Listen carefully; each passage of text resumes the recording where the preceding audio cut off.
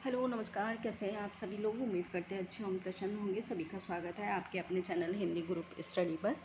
तो हमारा जो 500 प्रश्नों का प्रैक्टिस सेट चल रहा था, मैराथन क्लास, उसी में आगे वाले प्रश्नों को सॉल्व करेंगे। उम्मीद करते हैं सारे प्रश्न सभी के लिए उपयोगी होंगे। और जो लोग चैनल पर नए हैं, चैनल को सब्सक्राइब ज़रूर कर लें और साथ में बेल आइकन प्रेस कर लें, जिससे कि मेरा जो भी नया वीडियो आए उसका नोटिफिकेशन सबसे पहले आप तक पहुंचे। और सभी से निवेदन है, सभी से रिक्वेस्ट है, अगर वीडियो अच्छा लगे तो एक लाइक ज़रूर दिया करें, और जिससे कि हमें भी थोड़ा सा काम करने में मन लगे। तो चलिए देखते हैं पहला प्रश्न। यहाँ तक हमारा हो गया था राम स्वयंवर के लेखक, यहाँ तक हमारे प्रश्न सॉल्व हो चुके थे। इससे आगे वाले प्रश्नों को सॉल्व करेंगे। प्रश्न आगे वाला प्रश्न है, सागर मुद्रा रचना है किसकी है। ऑप्शन है गिरजा कुमार माथुर हैं, धर्मवीर भारती अज्ञे हैं और हैं धूमेल। तो आंसर हो जाएगा इसका सी सही, अज्ञे। सागर मुद्रा अज्ञे की महत्वपूर्ण रचना है। इसके बाद नेक्स्ट दूसरा प्रश्न है रीतिकाल को गुंडा और सोहदेपन की हरकत कहकर किसने पुकारा है। ये महत्वपूर्ण प्रश्न है सभी के लिए, इसे नोट डाउन ज़रूर करें और स्टार लगाकर। तो किसने कहा है कि जो रीतकाल में साहित्य लिखा गया है वो गुंडेपन और सौहदेपन की हरकत मात्र है। और ऑप्शन है इसमें रामचंद्र शुक्ल हैं, राम कुमार वर्मा हैं, नागेंद्र हैं और हैं भागीरथी मिश्र। तो आंसर हो जाएगा इसका सी सही, यानी कि थर्ड। डॉक्टर नागेंद्र ने ये माना है कि जो रीतिकाल में साहित्य लिखा गया है वो कोई साहित्यिक रचना नहीं है, साहित्यिक उसमें भाव नहीं है। वो साहित्य, रीतकालीन साहित्य है, वो एक गुंडेपन और सहदेपन की हरकत है, ऐसा बोला है डॉक्टर नगेंद्र ने। इसके बाद है नेक्स्ट दूसरा प्रश्न है उद्बोधन रेखा दिल्ली प्रगल्भ प्रेम किसकी कविताएं हैं। महत्वपूर्ण ये रचना है उद्बोधन, दूसरा है रेखा दिल्ली, तीसरा जो रचना है वो है प्रगल्भ प्रेम। किसकी महत्वपूर्ण रचना है। ऑप्शन है प्रेमचंद है, दिनकर हैं, नाग और निराला हैं, महादेवी वर्मा हैं। तो आंसर हो जाएगा इसका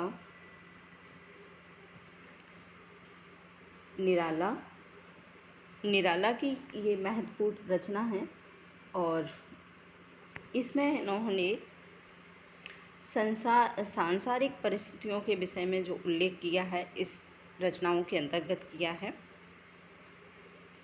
इसके बाद है नेक्स्ट दूसरा प्रश्न है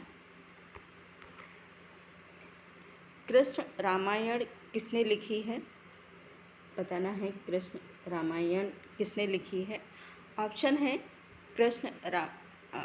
है गुण मंजरी दास ने लिखा है और घना रंग दुबे ने लिखा है। तीसरा जो ऑप्शन है वो है राधा कृष्ण का, अंबिका दत्त का। आंसर हो जाएगा इसका बी सही, घना रंग दुबे के द्वारा ये महत्वपूर्ण रचना लिखी गई है कृष्ण रामायण। ऐसे राम रामायण होती है, यहाँ पर कृष्ण के आधार पर इन्होंने जो रचना लिखी है उसे रामायण का नाम दिया है। और आंसर हो जाएगा घना रंग दुबे। इसके बाद नेक्स्ट दूसरा प्रश्न है निम्नलिखित में से किसने दोहा कोश में सिद्धों के दोहों को संकलित किया है। ये बताना है कि किस कवि ने अपने साहित्य में दोहा कोश साहित्य है उसमें सिद्धों के दोहों को संकलित किया है। ऑप्शन है सूर्यकांत त्रिपाठी निराला हैं, प्रबोध चंद्र बागीच हैं, बैंडल हैं और हैं महावीर प्रसाद हरप्रसाद शास्त्री। ये लिखा हुआ है हरप्रसाद शास्त्री। तो आंसर जो हो जाएगा इसका वो हो जाएगा प्रबोध चंद्र बागीच के द्वारा ये महत्वपूर्ण जो दोहा कोश, सिद्धों का दोहा कोश अपने रचनाओं में संकलित किया है वो प्रबोध चंद्र बागीच ने किया है। इसके बाद है प्रश्न नंबर 6। इसके बाद प्रश्न आता है प्रश्न नंबर 6। प्रश्न है, यदि मैं कामायनी लिखता किसकी समीक्षात्मक कृति है? ऑप्शन है निराला है, रामचंद्र शुक्ल हैं, निराला है, रामचंद्र शुक्ल हैं, नागेंद्र हैं और हैं सुमित्रा नंदन पंत। तो आंसर हो जाएगा इसका सुमित्रा नंदन पंत। इन्होंने ये समीक्षात्मक कामायनी की समीक्षा की है और उसमें इन्होंने लिखा है, यदि मैं कामायनी लिखता। महत्वपूर्ण ये रचना है, इसको ज़रूर याद रखिएगा। इसके बाद है नेक्स्ट दूसरा प्रश्न। प्रश्न नंबर है 7 और प्रश्न है, गीत गाने दो मुझे के रचनाकार कौन हैं? महत्वपूर्ण ये रचना है, गीत गाने दो मुझे कविता है, किसकी है? ऑप्शन है सुमित्रा नंदन पंत हैं, श्रीधर पाठक हैं, निराला हैं और हैं भवानी प्रसाद मिश्र। तो आंसर हो जाएगा प्रश्न नंबर 7 का, वो हो जाएगा निराला। गीत गाने दो मुझे महत्वपूर्ण इनकी रचना है, गीत गाने दो मुझे। आंसर है निराला, यानी कि सी सही। इसके बाद प्रश्न आता है 8। प्रश्न 8 को देखेंगे। अय्यास प्रेतों का विद्रोह शीर्षक, अय्यास प्रेतों का विद्रोह शीर्षक लेख किस पत्रिका में प्रकाशित हुए? महत्वपूर्ण ये लेख है अय्यास प्रेतों का विद्रोह, और बताना है कि ये जो लेख था वो किसकी पत्रिका में प्रकाशित हुआ है, किस पत्रिका में प्रकाशित हुआ है। और ऑप्शन है धर्मयुग है, शारिका है, हंस है और है संचेतना। तो आंसर हो जाएगा धर्मयुग धर्मवीर भारती द्वारा निकाली हुई महत्वपूर्ण इनकी पत्रिका है धर्मयुग। इसके बाद है नेक्स्ट दूसरा प्रश्न। प्रश्न है 9। प्रश्न है, विहाग तथा पंथिनी किसकी रचना है? विहाग और पंथिनी किसकी रचना है?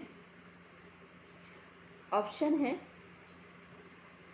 सुभद्रा कुमारी सिन्हा की है, विद्यावती कोकिल की है, जानकी वल्लभ शास्त्री की या फिर है राम कुमार वर्मा की।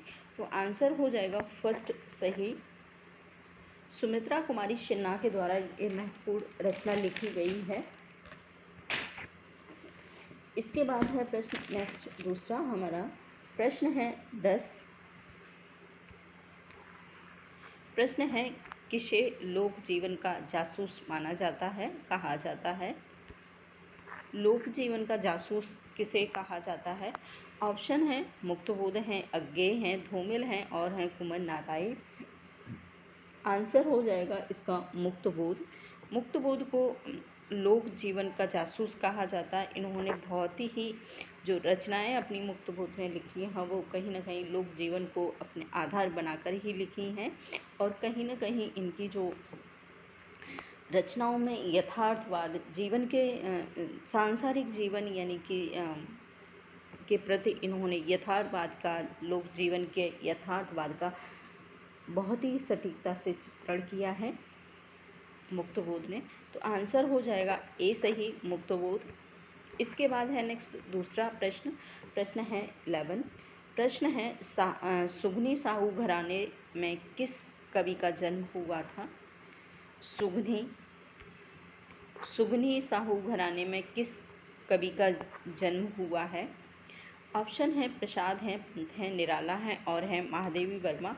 ये सारे के सारे छायावादी कवि हैं। 4 स्तंभों में चारों स्तंभ हैं प्रसाद, पंत और निराला, महादेवी वर्मा। ये 4 छायावादी स्तंभ माने जाते हैं। आंसर हो जाएगा इसका प्रसाद। माना जाता है कि प्रसाद का जो जन्म है कहीं ना कहीं सुगनी साहू परिवार से इनका संबंध माना जाता है। इसी के नाम से इन्हें सुगनी नाम भी दिया जाता है, उपनाम के नाम से भी इन्हें जानते हैं। तो आंसर हो जाएगा जयशंकर प्रसाद, फर्स्ट सही। इसके बाद है नेक्स्ट दूसरा प्रश्न। प्रश्न है 12। प्रश्न है, कोंकण भाषा किस लिपि में लिखी जाती है? कोंकण भाषा है वो किस लिपि में लिखी जाती है? ऑप्शन है लहंदा है, नागरी है और गुरमुखी है, शारदा है। तो आंसर हो जाएगा हमारा बी सही, नागरी। देवनागरी लिपि में लिखी जाने वाली ये महत्वपूर्ण रचना है कोंकणी। और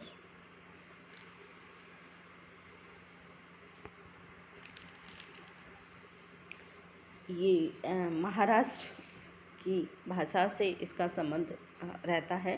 गोवा के क्षेत्र में ये भाषा कहीं ना कहीं बोली जाती है। इसके बाद है नेक्स्ट दूसरा प्रश्न है हमारा 13। प्रश्न है 13, हिंदी का पहला राजनीतिक उपन्यास है कौन सा है, ये बताना है। राजनीतिक उपन्यास, हिंदी में बहुत सारे उपन्यास, कई प्रकार के उपन्यास लिखे गए हैं। राजनीतिक उपन्यास, साहित्यिक ऐतिहासिक उपन्यास और बहुत सारे उपन्यास, यथार्थवादी उपन्यास लिखे गए, कई प्रकार के उपन्यास लिखे गए हैं। तो इसमें बताना है कि पहला जो राजनीतिक उपन्यास था वो कौन सा था।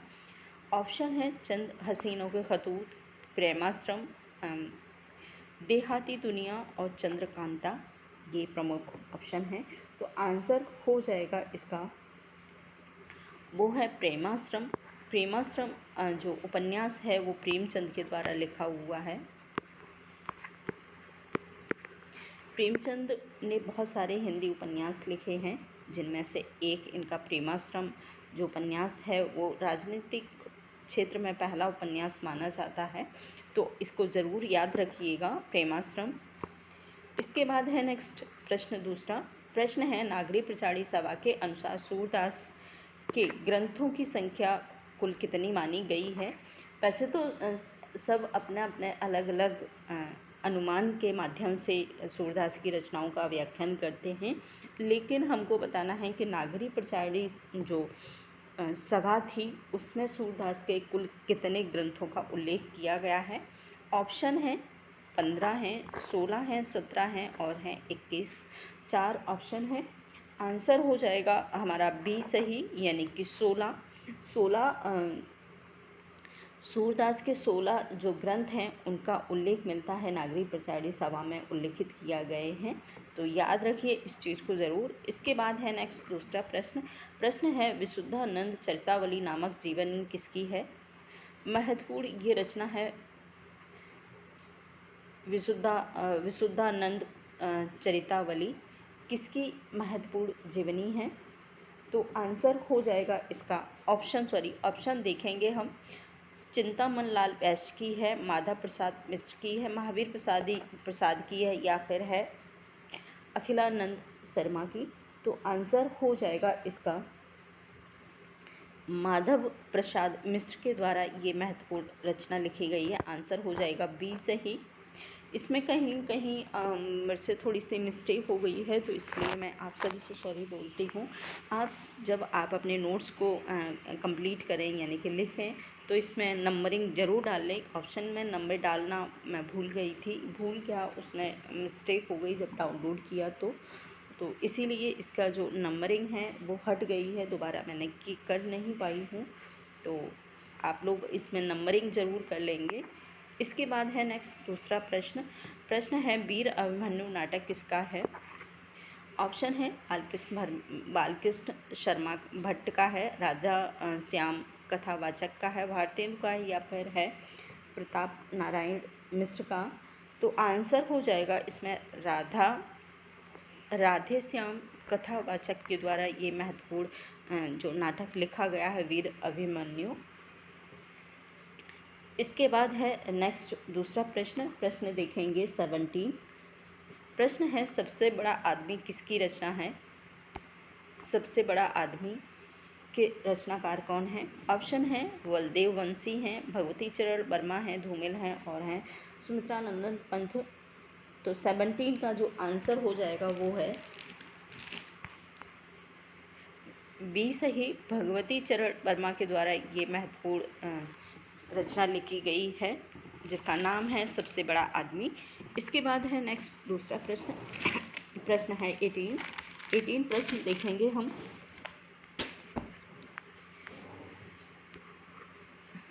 काशी में तुलसी ने किस गुरु के पास रहकर विद्या अध्ययन किया था? महत्वपूर्ण ये प्रश्न है, इसको ज़रूर नोट डाउन करेंगे स्टार लगाकर अपने नोट्स में।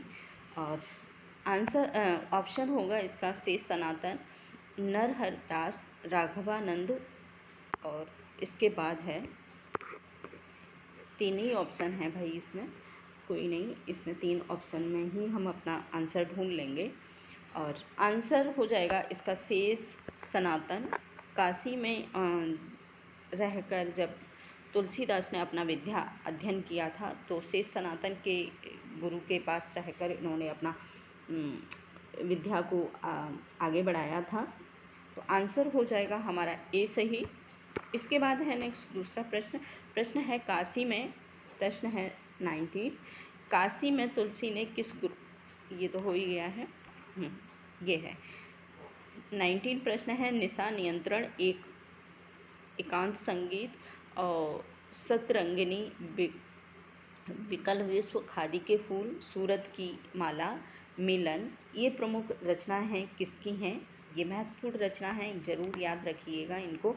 निशा निमंत्रण बहुत ज़्यादा आती है, निशा निमंत्रण, एकांत संगीत, सतरंगिनी, केवल, विकल विश्व, खादी के फूल, सूरत की माला, ये महत्वपूर्ण रचना हैं किसकी हैं? ऑप्शन है कमलेश्वर की हैं, बालमुकुंद की हैं, अज्ञे की हैं, और हैं हरिवंश राय बच्चन।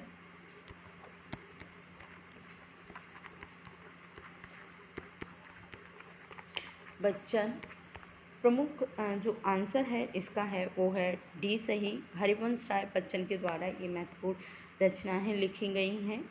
सारी की सारी रचनाएं महत्वपूर्ण हैं, तो ज़रूर याद रखिएगा इन रचनाओं को। इसके बाद है प्रश्न 20, प्रश्न है छायावाद को अभिव्यंजनावाद का विलायती संस्करण किस आलोचक ने माना है?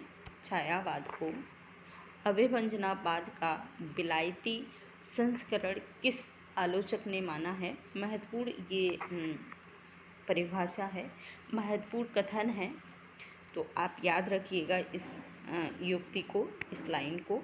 ऑप्शन है रामचंद्र शुक्ल हैं, मुक्तबोध हैं, रामलाल शर्मा हैं। आंसर हो जाएगा हमारा फर्स्ट सही, रामचंद्र शुक्ल के द्वारा ये महत्वपूर्ण कथन दिया गया है कि छायावाद को अभिव्यंजनावाद का विलायती संस्करण रामचंद्र शुक्ल ने माना है, रामचंद्र शुक्ल ने कहा है। तो आंसर हो जाएगा रामचंद्र शुक्ल। इसके बाद है नेक्स्ट दूसरा प्रश्न है 21, प्रश्न है विद्यापति को सर्वप्रथम रहस्यवादी कवि किसने कहा है? किसने कहा है? ऑप्शन है हजारी प्रसाद, शुक्ल जी, ग्रेशन, और हैं नगेंद्र। हाँ, इसके बाद है नेक्स्ट दूसरा प्रश्न है विद्यापति को सर्वप्रथम रहस्यवादी किसने कहा है? और महत्वपूर्ण ये प्रश्न है कि विद्यापति को सर्वप्रथम रहस्यवादी किस कवि ने माना है? ऑप्शन है हजारी प्रसाद द्विवेदी, रामचंद्र शुक्ल, ग्रेशन, और है नागेंद्र। तो आंसर हो जाएगा इसका सी सही, ग्रेशन के द्वारा ये विद्यापति को सर्वप्रथम रहस्यवादी माना है ग्रेशन ने। तो आंसर हो जाएगा सी सही। इसके बाद है नेक्स्ट दूसरा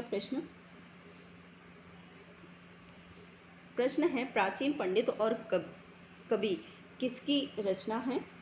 ऑप्शन है महावीर प्रसाद द्विवेदी हैं, महावीर प्रसाद द्विवेदी, माधव प्रसाद मिश्र हैं, बालमुकुंद हैं, और वियोगी हर हैं। तो आंसर हो जाएगा इसका महावीर प्रसाद द्विवेदी। प्रश्न है 22, महावीर प्रसाद द्विवेदी प्राचीन पंडित और कवि महावीर प्रसाद द्विवेदी की महत्वपूर्ण रचना है। इसके बाद है नेक्स्ट दूसरा प्रश्न, शाही सिकंदर जल के बोरे बहुरी अग्नि पर जारे किसकी पंक्तियां हैं? पंक्तियों को ज़रूर याद रखिएगा क्योंकि पंक्तियां बहुत आती हैं। शाही सिकंदर जल के बोरे बहुरी अग्नि पर जोरे पर जारे, ठीक है ये। और ऑप्शन है कबीर हैं, धर्मदास हैं, रैदास हैं, और हैं दादू। तो आंसर हो जाएगा इसका धर्मदास। यानी कि बी सही।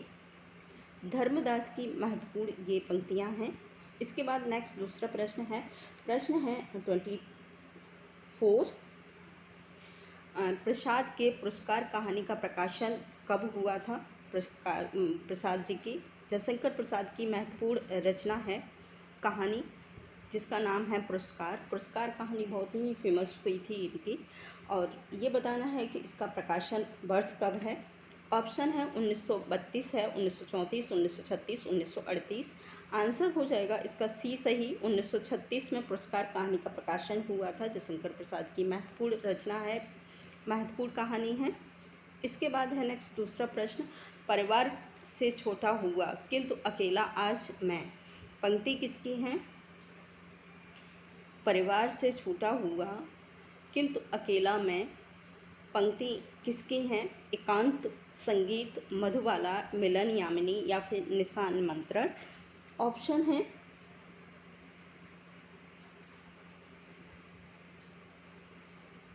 आंसर है इसका ए सही। एकांत संगीत हरिवंश राय बच्चन की महत्वपूर्ण रचना है। हरिवंश राय बच्चन की महत्वपूर्ण रचना। ऊपर एक प्रश्न था, उसमें भी इनकी उनकी रचनाओं का उल्लेख था। तो आंसर हो जाएगा इसका एकांत संगीत। ये हरिवंश राय बच्चन की रचना है। इसके बाद नेक्स्ट दूसरा प्रश्न है आजकल पारसी नाटकों का प्राधान्य है, उसके साथ सामान और हाव भाव बिल्कुल कृत्रिम है होते हैं, किंतु उनके सारे कार्य अर्थोपार्जन के उद्देश्य पर ही संबद्ध है। प्रमुख कथन किसका है ये बताना है। महत्वपूर्ण ये कथन है, ज़रूर याद रखिएगा। पारसी जो नाटक रंगमंच है, कहीं न कहीं हमारे नाटक का एक महत्वपूर्ण हिस्सा है पारसी नाटक रंगमंच। और बहुत सारे इसमें जो नाटककार हुए हैं पारसी नाटककार, उनको भी याद रखिएगा। लेकिन ये पंक्तियाँ बहुत वेरी इम्पोर्टेंट हैं, तो आप सभी से निवेदन है कि इन पंक्तियों को ज़रूर नोट डाउन करेंगे अपने नोट्स में, और बताना है कि ये महत्वपूर्ण जो पंक्तियाँ हैं किसकी हैं। ऑप्शन है रामचंद्र शुक्ल की, नागेंद्र की, प्रसाद की हैं, या फिर है बच्चन सिंह की। तो आंसर हो जाएगा इसका रामचंद्र शुक्ल के द्वारा ये महत्वपूर्ण पंक्तियाँ दी हुई हैं। आजकल पारसी नाटकों का प्राधान्य है, उसके साज सामान हाव भाव बिल्कुल कृत्रिम होते हैं, किंतु उनके सारे कार्य अर्थोपार्जन के उद्देश्य पर ही संबद्ध रखते हैं। ये महत्वपूर्ण पंक्ति हैं और आचार्य रामचंद्र शुक्ल की। आंसर जो हो जाएगा हमारा फर्स्ट सही हो जाएगा। इसके बाद है नेक्स्ट दूसरा प्रश्न, विद्यापति को श्रृंगार रस का सिद्ध वाक्य कवि किसने कहा है? विद्यापति को श्रृंगार रस का सिद्ध वाक्य कवि किसने कहा है? ऑप्शन है रामविलास शर्मा है, रामकुमार वर्मा है, हजारी प्रसाद हैं, रामचंद्र शुक्ल हैं। महत्वपूर्ण ये रचनाकार हैं। आंसर हो जाएगा प्रश्न इसका हजारी प्रसाद द्विवेदी।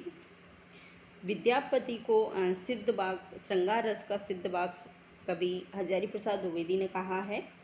इसके बाद है नेक्स्ट दूसरा प्रश्न है हमारा 28।